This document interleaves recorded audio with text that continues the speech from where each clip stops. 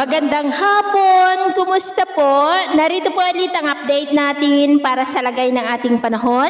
Ngayong hapon po ng September 16, 2024 na kung saan sa ngayon po ay patuloy pa rin natin na binabantayan ang dalawang bagyo na nasa silangan po ng ating bansa sa loob at labas ng ating area of responsibility na pareho po na nagpapalakas ng habagat.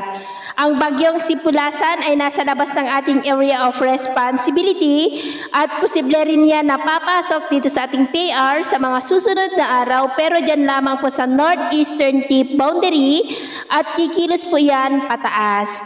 Habang ang nasa silangan naman po ng Luzon na si Bagyong Hiner ay nasa layo po ngayon ng 231 km east of Palanan, Isabela na taglay po ang lakas ng hangin na umaabot na po sa 55 km per hour at bugso na 70 km per hour.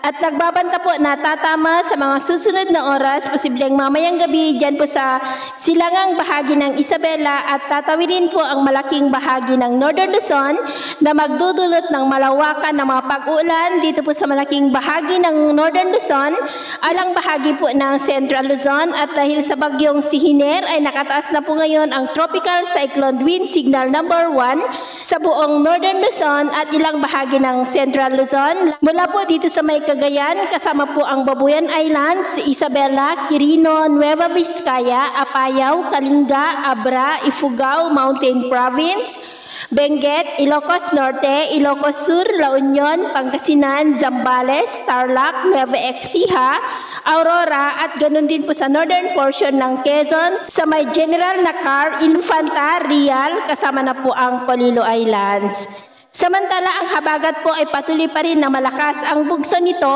na patuloy na pinapalakas ng bagyong si Hiner at bagyong Sipulasan dyan sa may Southern Luzon, Visayas at Mindanao na nagdudulot na po ng maulap na kalangitan with isolated light to heavy rains mula po dyan sa may Bataan, ilang bahagi ng Metro Manila, nalalabing bahagi ng Calabarzon, Mimaropa, Bicol Region, Western Visayas, Central Visayas, Eastern Visayas, Sulu Archipelago, Zamboanga Peninsula, Northern Mindanao, Caraga, Davao Region at Sorsogon na posible po na magtuloy-tuloy ang mga isolated light to heavy rain sa malaking bahagi pa rin ng ating bansa hanggang mamayang gabi. Dulot po yan ng pinagsamang epekto ng bagyo at saka po ng malakas ng habagat. Kaya mag-ingat po tayo sa mga banta po ng mga pagbaha at pagguho ng lupa.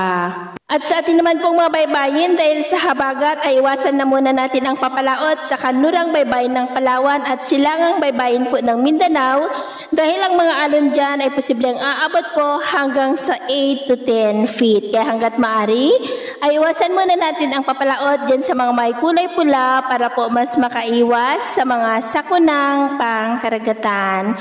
So, ito po ang latest update natin sa araw na ito. At ako po muli si James na nagsasabing sa kahit anong pagsubok po na darating sa ating buhay, huwag po tayong mawawalan ng pag-asa. Thank you and God bless!